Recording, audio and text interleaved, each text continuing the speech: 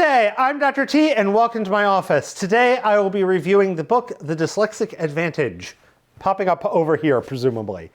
So relevant to my review, I am dyslexic. I was diagnosed in the 3rd grade on a year I'm not going to admit what year that was because that would tell you how old I am, which is, it's been a few years. Anyways, so the book's main thesis is that dyslexia shouldn't be viewed as a disability per se. It should really be viewed as a difference. So they're jumping into kind of the strong neurodiversity narrative. And so they're making a fairly strong case that dyslexia has significant upsides. There are significant downsides, and this is kind of their major theme, is that with every difference, there are trade-offs. There are benefits and there are differences, and with dyslexia, it can be somewhat extreme. And so I've got a few thoughts on the book. Some parts I like, some parts I don't like, some parts it got me going a little like, I don't know if I believe this. But I'll start with kind of the broad overview and then jump into the areas where I've got some issues with.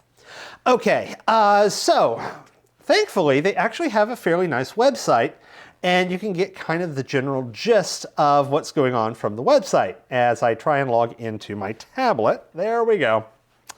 Okay, so I'm looking at, dyslexicadvantage.org. And they've got kind of their main thesis on here fairly nicely.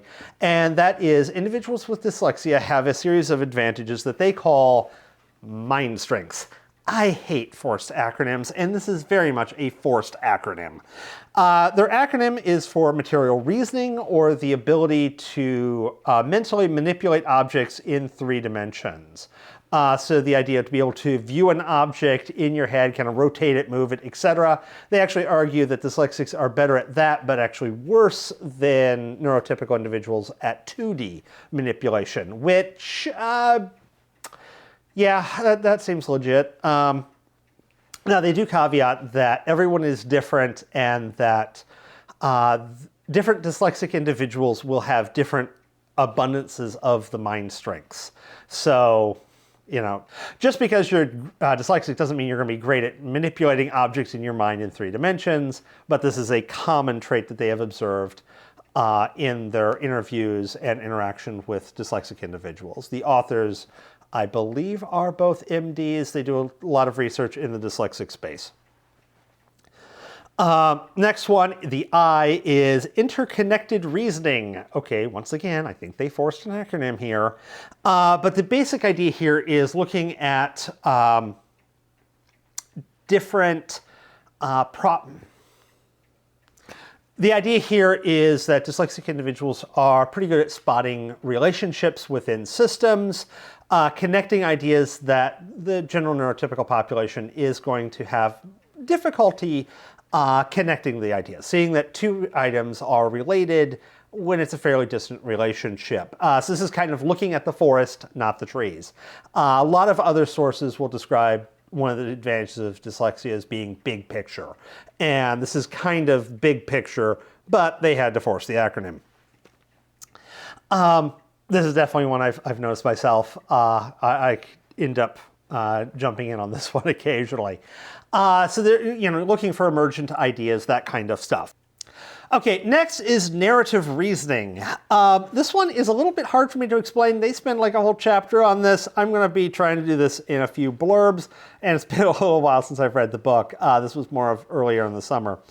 So the narrative reasoning idea is that it is more common for us dyslexics to think in more of a sequential story, reflect back on personal experiences or imagine experiences that we have learned from other individuals, and then do some form of mental model with this one. This is, once again, back to I don't like forced acronyms, because I think this and the next one are really kind of the same narrative. The next one, before I get on to that, the D, is for dynamic reasoning, looking at systems and how they move. Basically, as dyslexics, we're pretty good at creating a mental model and then testing that model in our mind. This is kind of the major theme that's linking quite a few of these together, is apparently, and this is one of those, like, I'm not a dyslexic, so I'm dyslexic. I don't know how neurotypical people do this, but if I'm thinking about something, I'm creating a mental model in my mind. I am testing the model. I've got my fictitious person, and I'm running through scenarios like, okay, what would happen if this, this?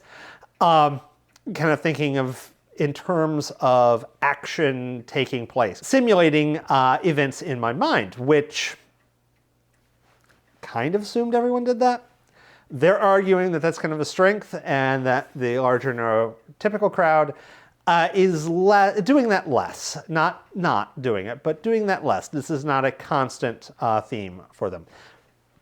Once again, I'm not neurotypical. I don't know. This does create some interesting, awkward positions of asking certain questions on some of my assignments and now thinking that maybe they were harder than I thought they were because they were sitting right in these mind strings where I'm asking students to, develop emergent ideas, connect dots between things, give me a prediction of what will happen, which as a dyslexic, this is not hard. Maybe some of the reasons some of my students are not doing as well on some of the questions I ask is that they are actually noticeably harder for them because they are neurotypical, which is not a possibility that I had really considered, which was one of those this is slightly awkward. I still think these are valuable skills. I'm still going to ask a lot of the questions, but it does contextualize maybe some of the scoring, and I may give a little bit more grace when grading, but hey, useful skills. So then the book kind of, with each one of these skill sets ends up being about a chapter. They have a good number of interviews with various people, or I should say more of personal biographies of a bunch of random people, which is not something I particularly enjoy in books. It's like, okay, this is interesting, this is nice, definitely getting into the narrative reasoning here, talking about individuals' life choices, etc. But it's not something I personally enjoy reading. That said, one of the biographies was Dr. Robert Ballard. And that was one of those turn off the Audible. What? Bob is dyslexic? What? And that would have, that kind of blew my mind, but that really would have blown my mind if that was back in high school. I was part of the Jason Project. I never got to the main national one. I was always helping out my local section. And of course, Dr. Robert Ballard was the founder of that, as well as the discoverer of the Titanic. And most of you probably don't know what the Jason Project is. Let's just say they were inviting middle school age students from all over the country, if not world. I think it was going global. It started US, and I think it did go global, at least to some degree. Basically to go out on site and live stream a scientific expedition of some sort. They called them expeditions. It was more so like some hands-on science, heading to the rainforest, collecting bugs, that kind of stuff. Okay, that's not that exciting until you realize Jason 1 was 1987. So they were live streaming before anyone called it live streaming. It was called telepresence back in the day, which I still like to be ornery and call live streaming or Zoom telepresence. It's let's be archaic in this. But, Okay, so that was definitely interesting to me. It was whoa! Oh, Robert Ballard. Wow, did not see that coming. And it was kind of making the point, and this is another theme on kind of the later parts of the book, where if you've got a group of individuals, it's really valuable to have someone who's neurotypical and have someone who's dyslexic on the team, and that both will bring very different insights. And kind of the argument is, well, 5 to 10 plus % of individuals are dyslexic. There's a huge argument on exactly the percentages, but it's definitely several % of the population is dyslexic. And why would that be in a society unless that was, it seems like, if you had a disability, that would be selected against. This almost seems like it's selected for. So, hey, some people in the group being dyslexic gives you an advantage. And this is where they get into some categories where I've got some questions Otherwise, other than forcing that acronym, I'm kind of fully on board with their narrative. This is where things get a little bit into the area of me going, yeah, I don't know how much I believe this. They move into an argument, and this is kind of interspersed throughout the book, but they get into an argument where they almost argue that dyslexia is kind of part of the autism spectrum, but the other end of the spectrum. So, autism does come up, and they're almost juxtaposing mind strengths versus the strengths of autistic individuals. Kind of the idea of, if the autistic individual is really good at focusing in on the tiny minutiae of the detail, say the bark of the tree, the neurotypical person is going to look at the tree, and the dyslexic is going to look at the forest as a whole. And they're arguing that their model for dyslexic neurobiology, which involves some kind of organization of neurons, is kind of the dyslexic neurobiology is one extreme, neurotypical is kind of the moderate, and then autistic is the other extreme. I believe it's packing. Autistic is close, dyslexic's far apart. I've tried hitting Google Scholar on this one. I'm not seeing this on Google Scholar. It looks... I'm not saying it's not one of the established ideas. I'm not pulling up within, 10 minutes worth of Googling on Google Scholar. So we're talking scientific papers here. I'm not seeing the same narrative they had in the book. I'm seeing a couple of different narratives. So at the very least, the neurobiological underpinnings of dyslexia, as well as presumably autism, are still up for debate.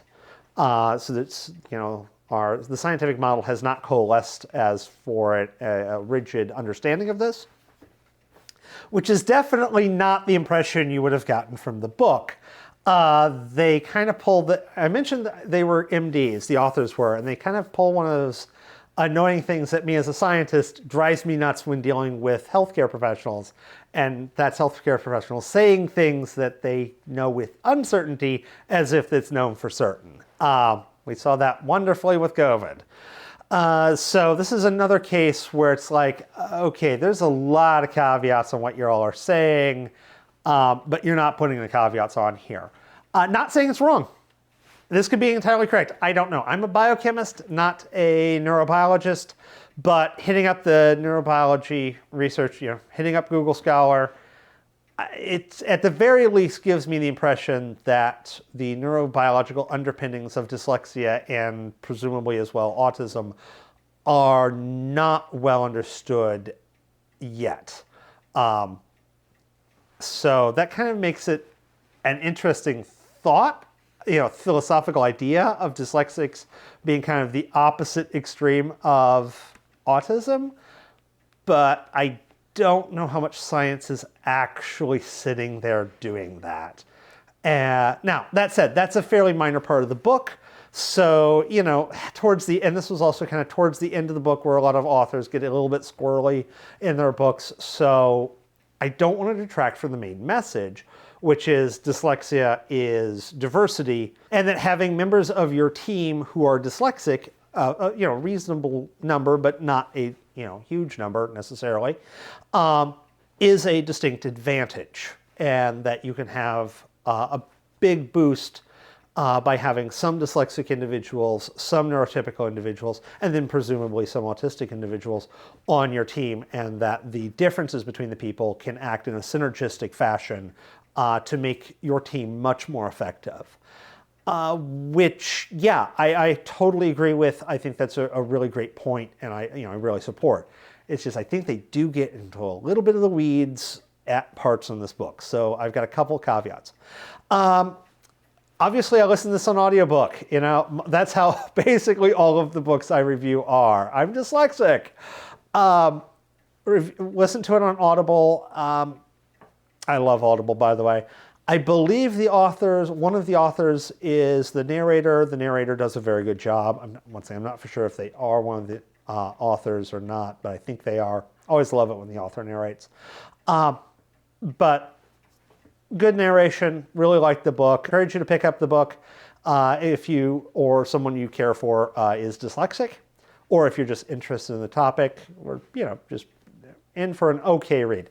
Once again, not a page turner, but it's definitely a decent read.